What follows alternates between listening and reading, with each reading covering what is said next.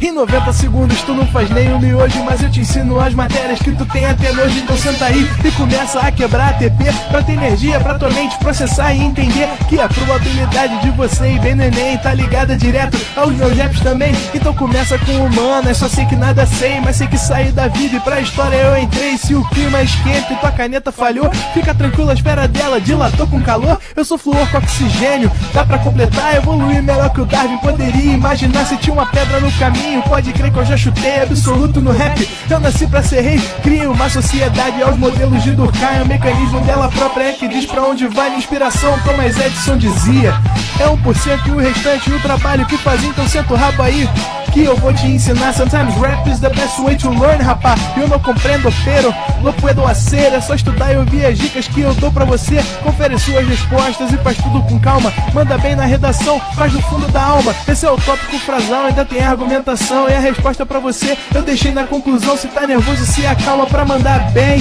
E se liga nos vídeos que eu te preparo pro Enem.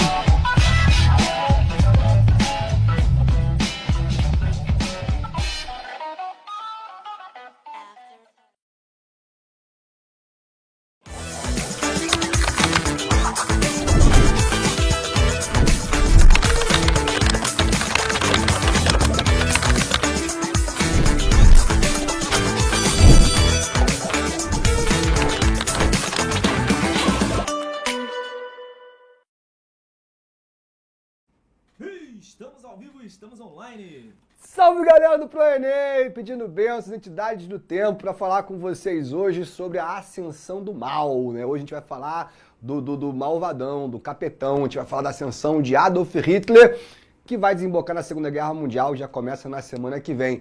Dê uma olhada no chat, pô, parabéns Muniz, tá? Feliz aniversário, meu irmão, que honra no teu aniversário estar aqui comigo. Então, vamos caprichar. Outra coisa, galera, vou dar um recadinho pra vocês aqui. Na quinta-feira, eu vou estar fazendo uma live lá no meu Instagram sobre atualidades, tá? Que vale para todos os vestibulares.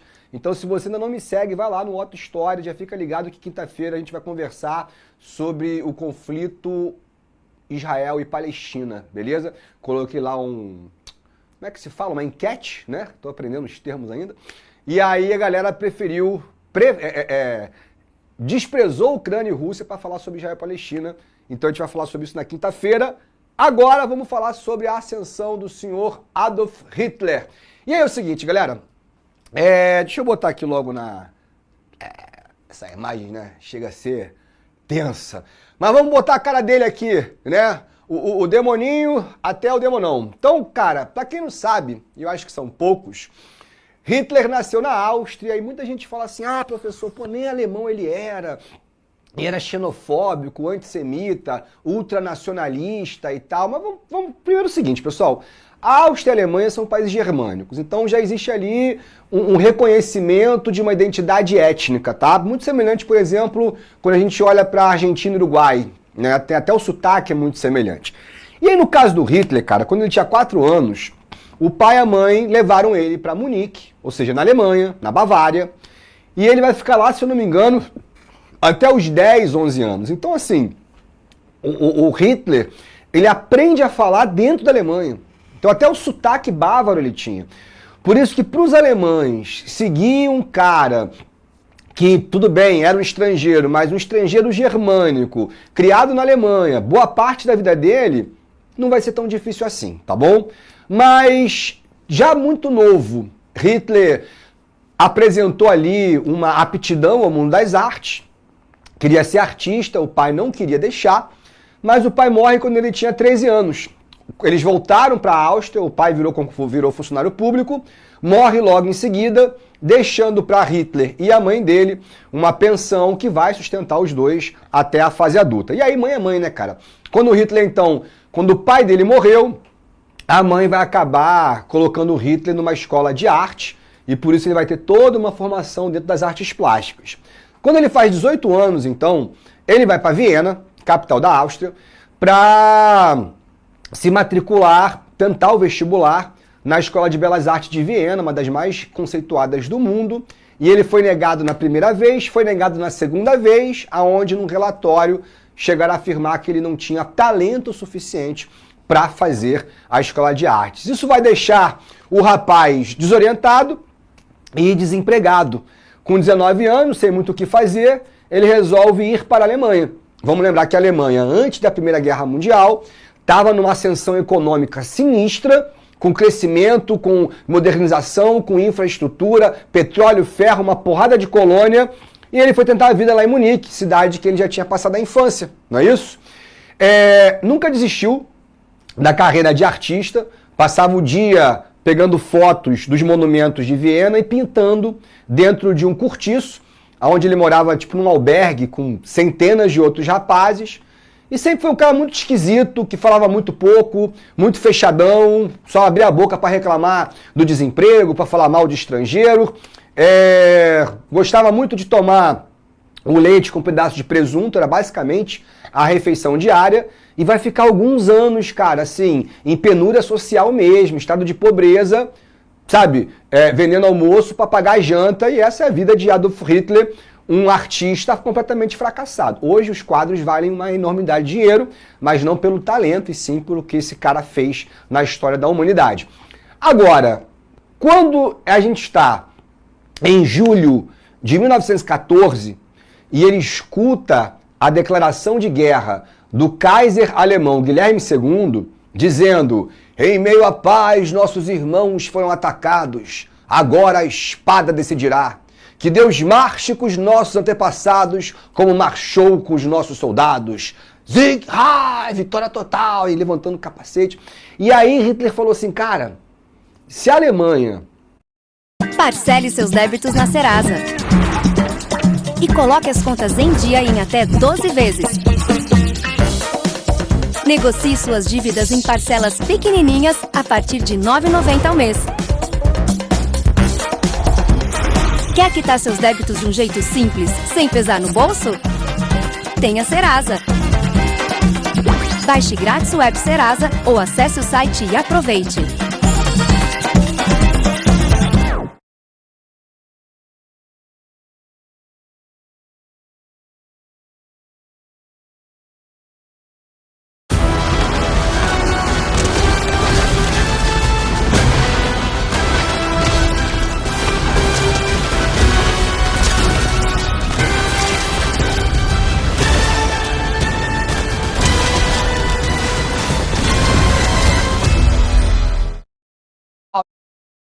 Eu lutei na guerra, eu quase morri na guerra. E quase morreu mesmo, né? Porque ele vai sofrer um ataque de gás mostarda, ele estava morrendo, e aí um cara foi lá, botou a máscara nele, deu 3 socos na traqueia, ele volta a respirar, mas ficou cego. É isso mesmo, ficou cego. Foi afastado, e no dia 11 de novembro de 1918, ele recupera a visão e a Alemanha se rendeu. Cara, parece até roteiro de filme de terror, né? Porque quando o cara recupera a visão, ele descobre que a bomba que era para ter matado, na verdade salvou a vida dele, beleza?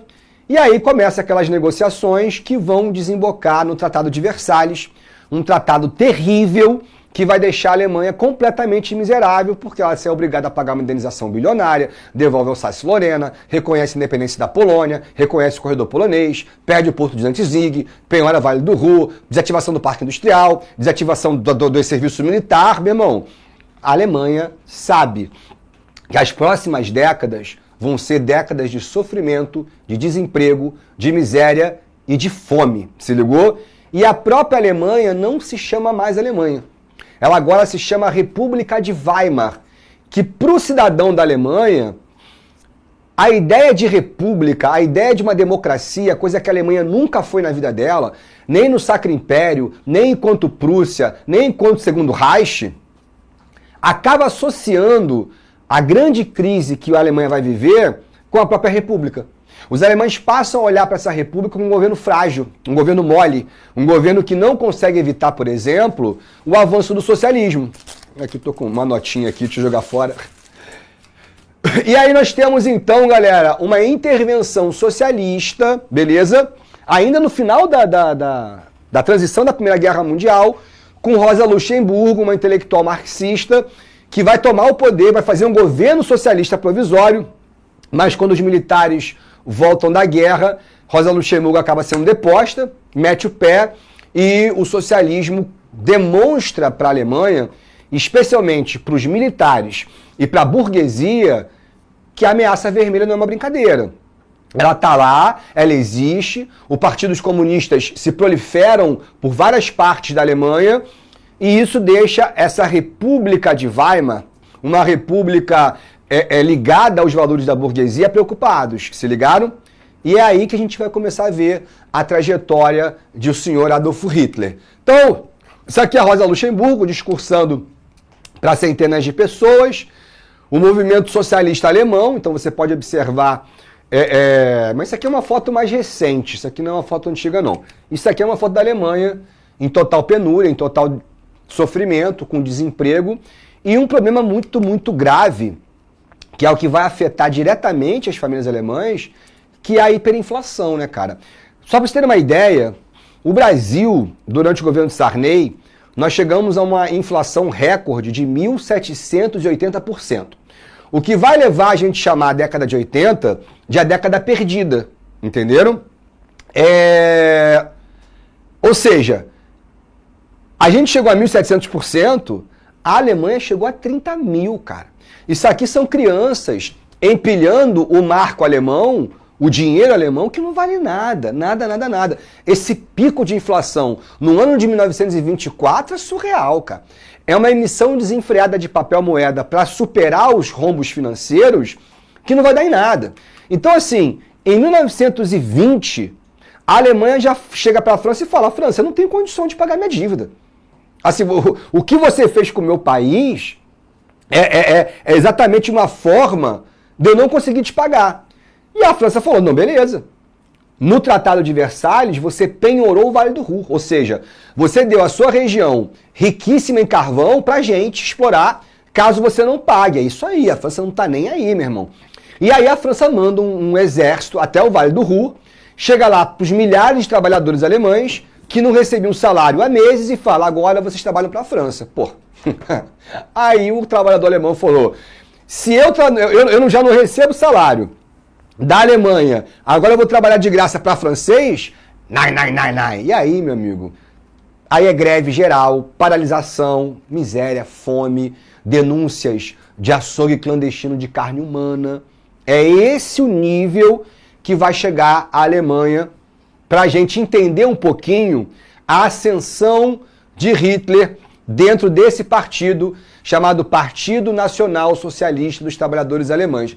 Ah, professor, se Hitler é um anticomunista, por que tem a palavra socialista? Eu já falei 1000 vezes com você. A palavra socialista, a palavra social, não é uma palavra exclusiva do marxismo. Você olha para um partido neoliberal do Brasil, o PSDB, que governou 8 anos com o FHC, privatizou, controlou a inflação, fez o triplé macroeconômico, um governo extremamente capitalista. Partido Social Democrata. Entenderam? Se você pegar o Bolsonaro em 2018, qual era o partido dele? Era o PSL. Então, o nacionalsocialismo já era um nome pronto, que abreviado vai ser chamado de nazismo, mas que não tem base alguma na esquerda. E eu vou te mostrar por quê, mas vamos lá. Primeiro é o seguinte, o exército está preocupado com esses partidos comunistas que estão surgindo na Alemanha. E ele coloca infiltrados em cada partido para espionar e escrever relatórios sobre o que está acontecendo. E aí foi nessa que o caladão, o estranhão, o esquisitão Hitler vai espionar um partido, que é esse Partido Nacional Socialista, fundado por Anton Drexler. E aí é muito estranho, porque tipo assim, o cara vai frequentar uma cervejaria e ele não bebia. Então ele chegava lá, pedia um copo d'água, sentava lá no fundo do bar e ficava ouvindo a galera falar. E o Hitler vai escrever nesse relatório que o Partido Nacional Socialista era um partido da mais baixa forma, de velhos bêbados que nada sabiam de política. Mas um dia tinha um coroa lá falando sobre a emancipação da Bavária, que era necessário organizar um evento regional para emancipar a Bavária da Alemanha. Porra, aí o Hitler ficou puto. Levantou e falou assim: como você pode dizer que a separação do povo alemão é a solução para a crise. É o contrário. Aí o cara falou assim, não, nós aqui somos católicos, Berlim eles são luteranos, nós aqui somos bávaros, lá eles são prussianos. E aí o Hitler falou assim, você está falando da pureza do povo alemão, é? Começou a discutir, foi embora puto. O Drexler foi atrás, falou, rapaz, falou, ao invés de você ficar brigando e batendo boca, volta amanhã, assume o microfone e fala o que você pensa. Aqui a gente está aberto para qualquer ideia, para qualquer coisa. Não precisa ficar brigando. Eu gostei do que você falou lá. Então por que você não volta amanhã e fala aquilo que você realmente pensa? Aí o maluco foi para casa, ficou pensando, escreveu todas as merdas que ele pensava e no dia seguinte, Drexler deu o microfone pro capeta e o capeta gostava de falar. Hitler começa a discursar e quais são as bases do seu discurso? Primeiro, o descumprimento do Tratado de Versalhes, que gerava um ódio tremendo nos alemães, porque realmente é um tratado de humilhação. Segundo, o combate e o fechamento de todos os partidos comunistas. Hitler, ele ganha muito fôlego e muito apoio até o final da guerra, aliás, até o começo da guerra, pelo seu discurso anticomunista. Ele discursava com faixa imensa, anticominter, anticomunista. Terceiro, a expulsão dos estrangeiros. Xenofobia total, o estrangeiro rouba nosso emprego, então ele tem que ir embora. E por último, que ele não escondia, tá? Mas acho que as pessoas não entenderam muito bem o que ele estava dizendo, o antissemitismo. Colocar a vergonha, a culpa dentro dos judeus. E ele foi ficando famoso. O Hitler, cara, ele desenvolve uma oratória instintiva, uma oratória natural. Tudo aquilo que você vê ele fazendo, aqueles gestos, quando ele falava do inimigo, ele botava a mão no peito e falava assim, eles, Iracema, Icacatá, Irarará, Icapapá. Isso tudo ele inventou, tá ligado? E aí chega um momento que ele tava fazendo um discurso, pô, no começo para 10, depois tava fazendo para 1000. Aí ele falou, cara, vou dar baixa no exército e vou virar político. E é aí que ele vai assumir essa imagem aqui, tá ligado? Bota o bigodinho, vai panfletar, tem que convencer o Partido Nacional Socialista, vem aqui, não sei o que lá, blá, blá, blá, virou político mesmo. Até que um dia, tava lá ele, pá, discursando, treinando, e o Drexler olhou e viu que tinha uma galera de braçadeira vermelha. Eram os comunistas, tinha uns 10. O Drexler falou assim, Hitler, pega leve na retórica, porque qualquer confusão só vai nos colocar no jornal. Hitler riu e disse, e não é o que a gente quer? E ele começa a discursar, daqui a pouco ele fala, e a culpa da crise é deles, apontou para os caras. Aí os comunistas olharam para ele, esses idiotas, seguidores de uma ideologia de mente vazia, Marx era judeu, o Partido Comunista é judeu. Aí, meu irmão, o maluco jogou uma taça no Hitler. Quando ele joga a taça, Hitler repara que tinha um capitão chamado Ersten Rohm. E ele já tinha visto esse cara há mó tempão. O cara estava sempre presente nas reuniões dele. E aí o Rohm estava sempre concordando. Quando o comunista jogou, o Rohm puxou o cacetete e desceu a porrada. E, meu irmão, foi uma confusão danada. Quem sai na capa do jornal? Hitler. E ele começa a ficar regionalmente conhecido em Munique e também na Bavária. Até que um dia ele estava lá, na cervejaria sozinho, treinando o seu discurso. Chegou um cara, tinha até meu nome, Otto von Boss, alguma porra dessa. Terno Armani, Rolex, tá, pá.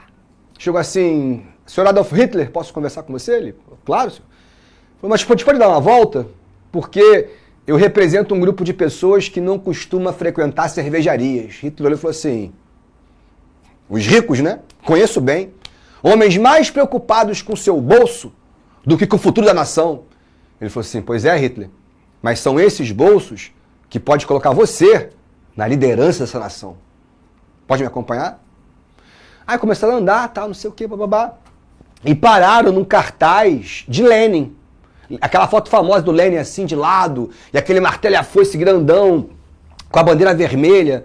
E aí o cara olhou e falou assim, Hitler, a gente precisa admitir, a cor prende os olhos.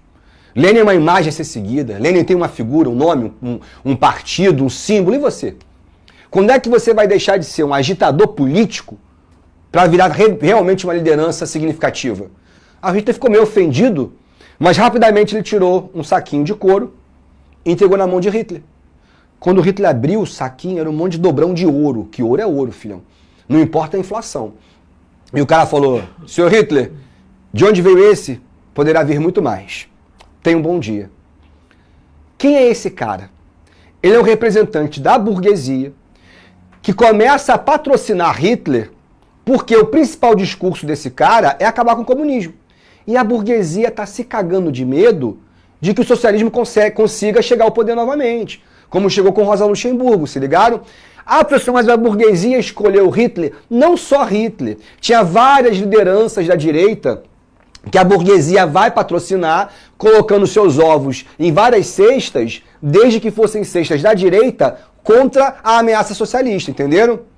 O que esse cara não entendeu é que a cabeça desse maluco, que agora, mas ele escutou conselho, vai fazer a suástica, vai fazer a bandeira, vai fazer a saudação, mas o Hitler, ele não queria vencer a eleição.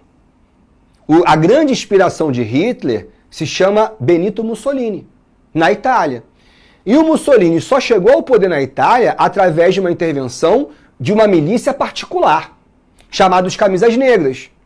Então o Hitler pensa, pô cara, eu tenho contato no exército e eu tenho aquele capitão Ron que me adora. E eu tenho dinheiro agora. E ele chega e fala com o Ron, fala, Ron, eu quero ser o chefe de Estado dessa nação, você compartilha dos meus ideais, você tem muita moral dentro do exército, vamos fazer uma milícia no modelo do fascismo italiano? E o Ron fala, vamos. Tu tem dinheiro? O Hitler falou assim, ó, tá aqui o que eu tenho. E assim nasce a SA, as seções de assalto apelidadas em Munique, os Camisas Pardas. Exatamente o mesmo modelo dos Camisas Negras de Mussolini. E esse cara é o Ron, é esse cara que vai dar a Hitler a sua primeira milícia armada, que vai seguir os mesmos modelos, pessoal. A apresentação em público, e marchavam com a bandeira, e bandeiravam, e a galera ficava lá, Sieg Heil, Sieg Heil, e quem é esse homem? Esse aqui é Adolf Hitler, o futuro da nação, o visionário, o salvador. E começa a virar realmente um cara assim, muito, um influencer muito grande mesmo. Em 22, Mussolini marcha sobre Roma. Em 23, Adolf Hitler, com apoio de grandes generais das Forças Armadas, ele vai fazer o chamado Punch de Munique, ou simplesmente o golpe de Munique, apoiado, por exemplo, por um cara chamado Ludendorff, marechal de guerra, herói alemão, lutou na Batalha de Tannenberg e estava lá de braços dados com Hitler, tentando tomar o poder de Munique para depois tomar o poder de Berlim e alçar Hitler como chanceler exatamente aos mesmos passos de Mussolini. Acontece o seguinte, que um dos caras que estava lá era o governador da Bavária, chamado comissário Van Kaul. E esse maluco não queria que esse cara, que é um Zé Ninguém, estrangeiro austríaco, tomasse o poder. Então ele liga para Berlim e fala, olha, avisa o ministro da Defesa que os nazistas estão tramando um golpe. Então eles chegaram a tomar Munique, como você pode perceber essa foto, uma foto rara, onde Hitler está no meio da multidão, extasiado, como você pode observar, mas depois o exército chega, tiro, bomba, não sei o que lá, mais uma vez Hitler quase morreu, tomou um tiro no braço, mas acabou que vai todo mundo preso. E aí vai todo mundo pro julgamento, né? Esse aqui é Ludendorff, estão vendo ali? E esse aqui é Adolf Hitler, mais vários membros importantes do oficialato do exército alemão. Cara, o julgamento virou Rock in Rio. Filas quilométricas, todo mundo queria ver o julgamento desses caras, né? Os patriotas que quase salvaram a nação e não sei o que lá. E aí o juiz começou perguntando para cada um. Comissário Kaul, como se declara? Inocente, meritíssimo. Marechal Ludendorff, como se declara? Inocente, meritíssimo. Capitão Ron, como se declara? Inocente, meritíssimo. Adolf Hitler, como se declara? Culpado, aí todo mundo. Oh. Aí o juiz olhou e falou assim, então, Posso suspender o seu julgamento? O senhor já é culpado? Sou culpado meritíssimo de defender, como sempre defendi, a honra e a pureza do povo alemão. Aí todo mundo... juiz, ordem no tribunal. Aí deu um sorrisinho. E o que era para ser um julgamento virou comício. O promotor chegou assim e falou: senhor Adolf Hitler, o senhor fala tanto em alemão, em povo alemão, mas afinal, o senhor é alemão? O Hitler olhou para a cara dele e falou assim: o senhor se refere a um pedaço de papel ou ao sangue que corre em minhas veias? E virou um circo. No final, todo mundo foi inocentado, menos Hitler. A oposição queria que ele pegasse 5 anos de prisão. Seria o fim político dele. E a princípio ele tomou. Senhor Adolf Hitler culpado, condenado a 5 anos de prisão. E todo mundo, os opositores, no tribunal, não terminei minha sentença.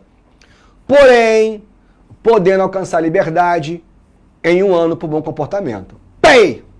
Aí a oposição. E Hitler só olhou assim, né? Ou seja, 1 anozinho de cadeia. E outra coisa, a galera acha que ele ficou preso numa cela escura, com um rato passando na perna, que ele escreveu o livro dele, Mein Kampf, no papel higiênico. Porra nenhuma. Ele chegou lá, os carcereiros estavam enfileirados. Quando ele passava, todo mundo prestava continência. Ele não tinha banho de sol. A cela, que era um quarto, ficava aberto o dia inteiro. E lá ele vai escrever esse livro, Mein Kampf, A Minha Luta. E eu vou te falar que ele nem escreveu. Ele ditou. Todo dia lá um secretário do partido, e ele ficava... Então ele ditou. E aí existe uma coisa, mas esse livro é proibido em mais de 200 países, professor. Cara, eu li na faculdade 2 capítulos. Tem alguma coisa que você não saiba, por um acaso? Assim? Porque se você falar, nossa, eu li o Mein Kampf, agora eu quero matar judeu, eu quero matar comunista, eu quero matar... Pô, então você já é nazista, filhão. Então não é o Mein Kampf que te convenceu. Porque o livro tá lá, abertamente falando sobre os asiáticos serem inferiores, sobre os negros serem não evoluídos, sobre os americanos serem um bando de macacos, falando que os judeus eram um bando de ladrão, tava lá falando que a Alemanha tinha que voltar a fazer exército, que a Alemanha tinha que conquistar território no espaço vital. Tá tudo lá. Tá tudo lá. E mal feito, mal escrito. Ah, professor, mas foi um best-seller. Nesse momento, não. Quando ele publica em 1924, sabe quantas cópias? Tiveram 800 cópias. 800 cópias, cara. Eu e o Leandrinho, a gente tem um livro de questões comentadas da SpaceX, a gente vendeu mais do que isso. Agora, quando ele vira o Führer, aí ele coloca como literatura obrigatória em todos os segmentos escolares. Aí virou um best-seller. Aí ele ficou rico. E é claro que o mundo inteiro vai querer ler o livro do cara que recuperou a Alemanha, o livro do cara que lidera a Alemanha. Aí beleza. Aí ele particularmente fica milionário e o Mein Kampf vai ser propagado pelo mundo inteiro. Mas 1 ano depois, era ano de reeleição. De eleição. E o partido nazista meio que estava dando uma ignorada no Hitler. Porque existia um outro cara, chamado Goebbels. Meu diretor, deixa eu dar um golinho aqui. Obrigado.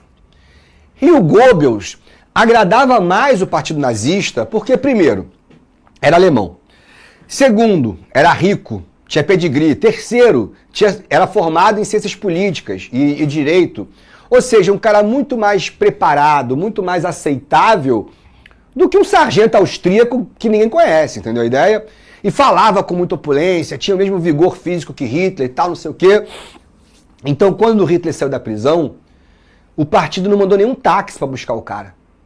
E ele ficou chateado.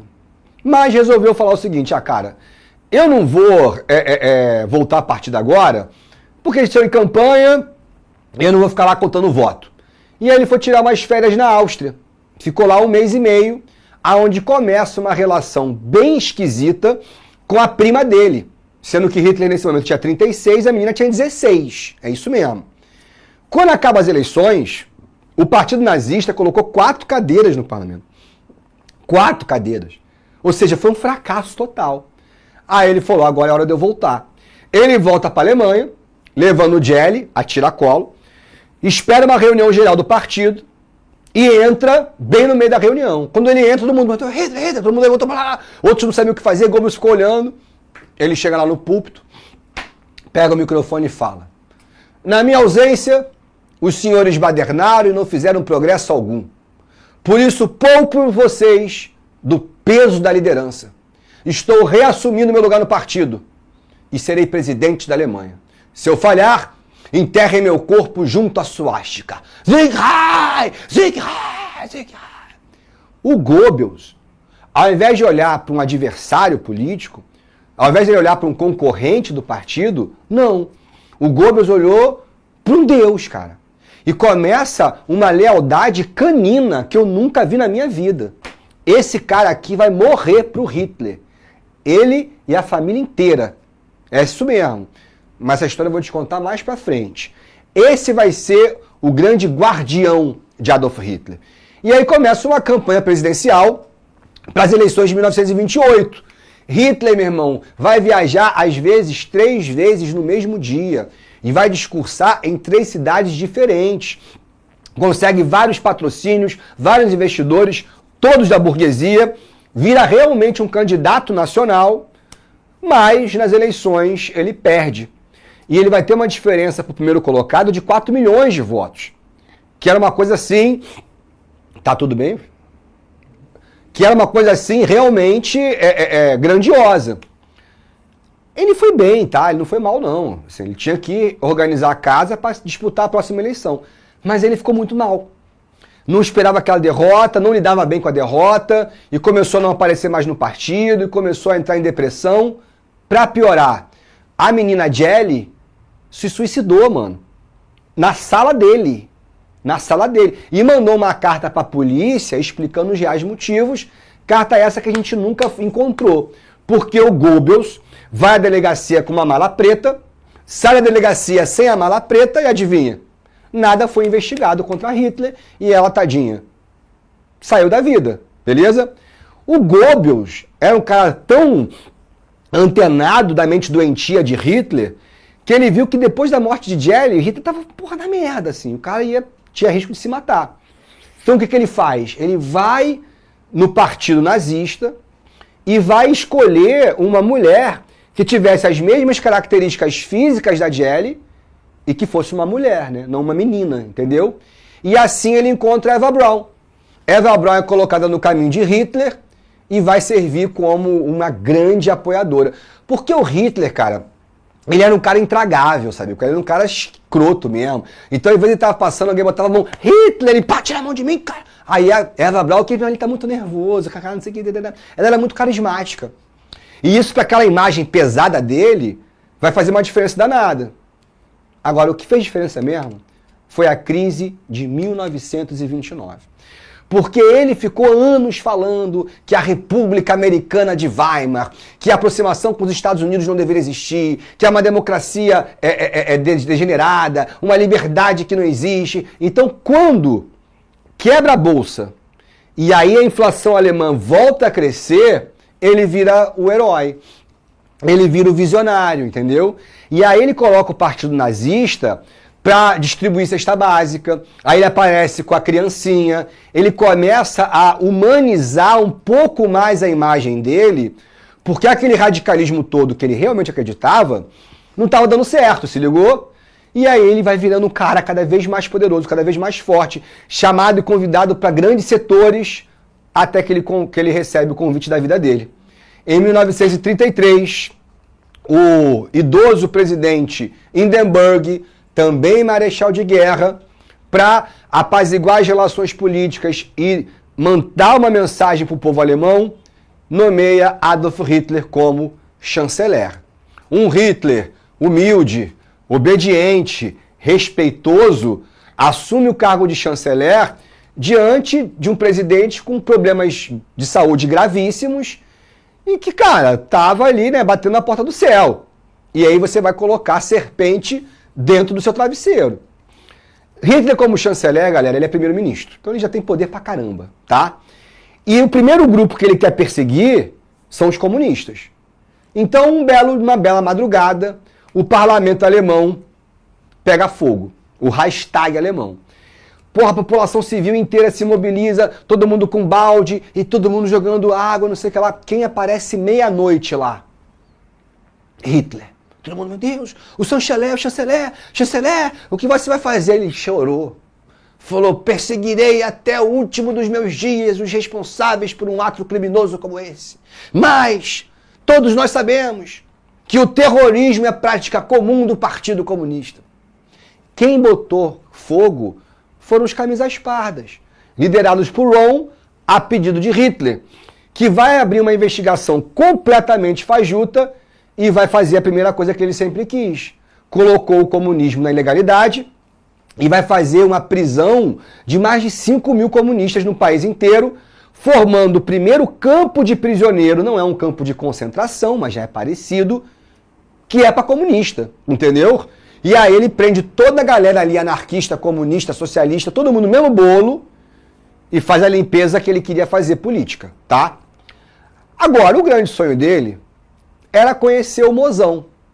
E quem é o mozão? Até ficou rindo lá, difícil de encontrar a foto dele rindo. Mussolini.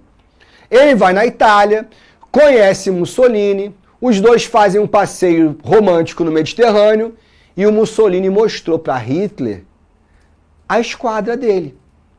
Meio que dizendo aqui, Hitler, vou te falar uma coisa, ganhei a Copa do Mundo de 34, Itália campeã, de uniforme preto, construí uma indústria de guerra e reduzir o desemprego para menos de 4%, o caminho é esse, irmão.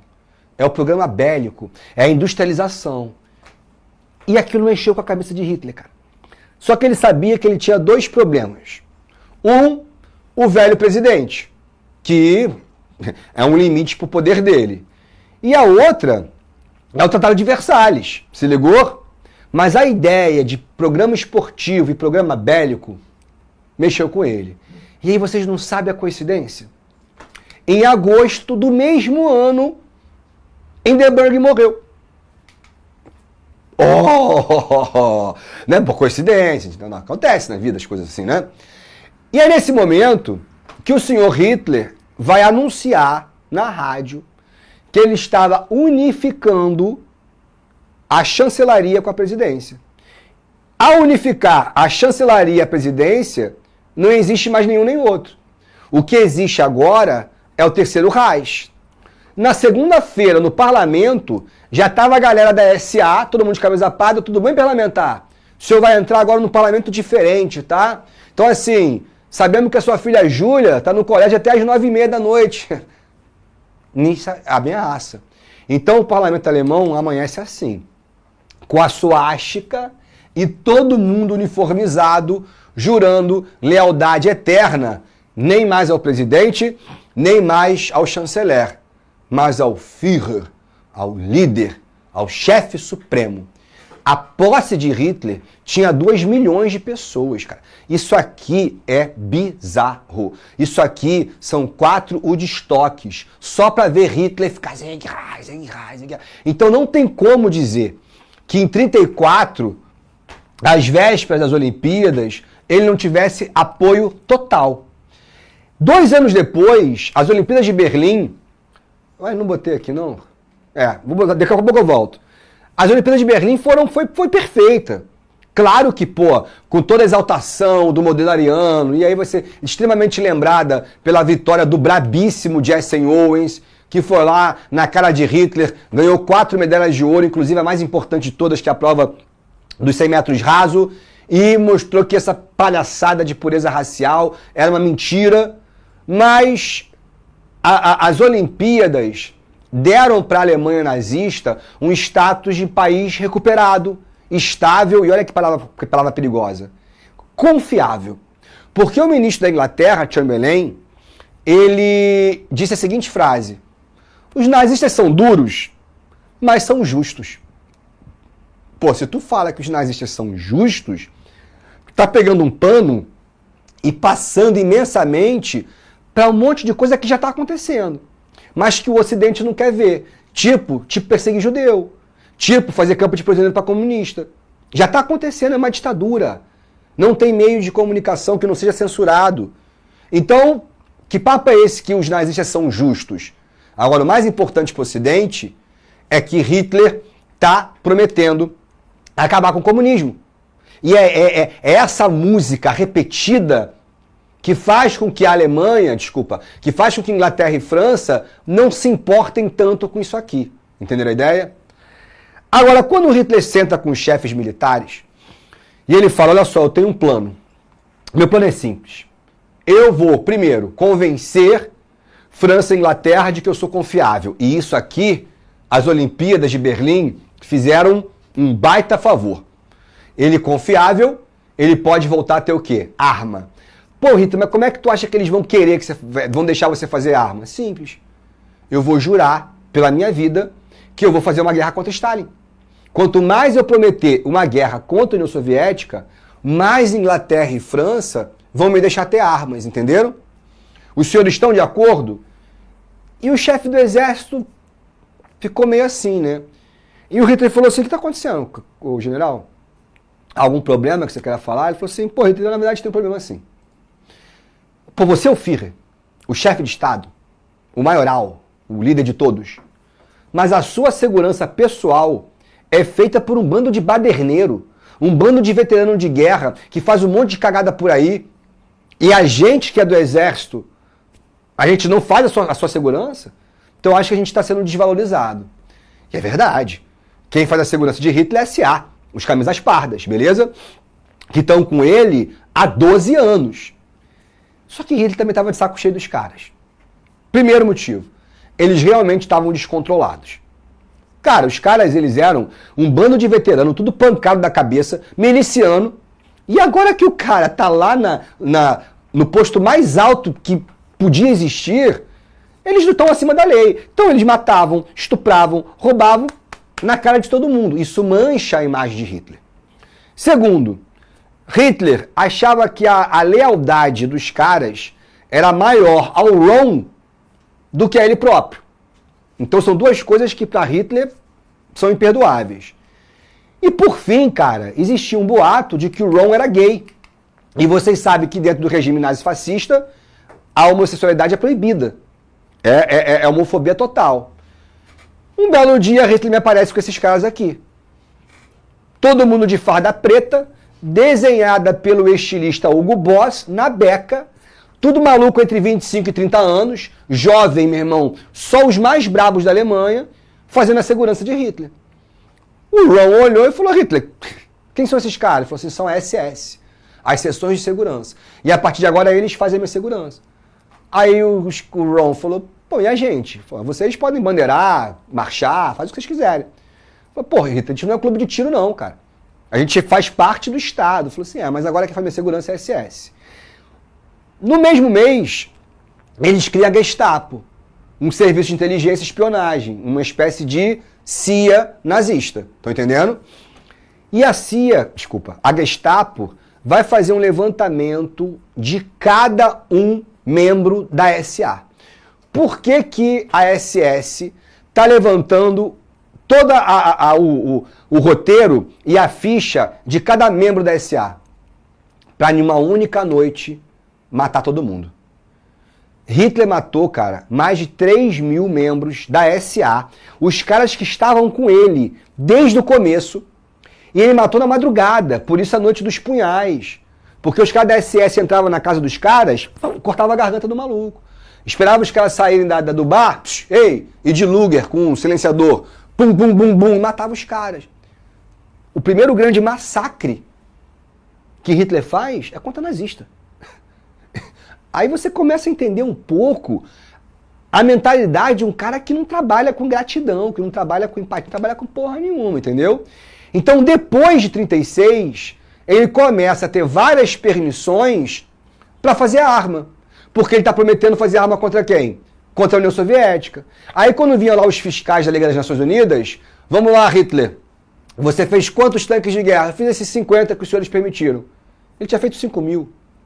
Tem um vídeo que eu acho muito maneiro, eu nunca mais encontrei.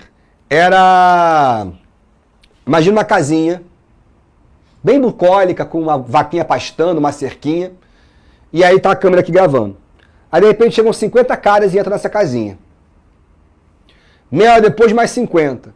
A cada meia hora, 50. Tu fala, que casinha é essa? Carro de palhaço, né?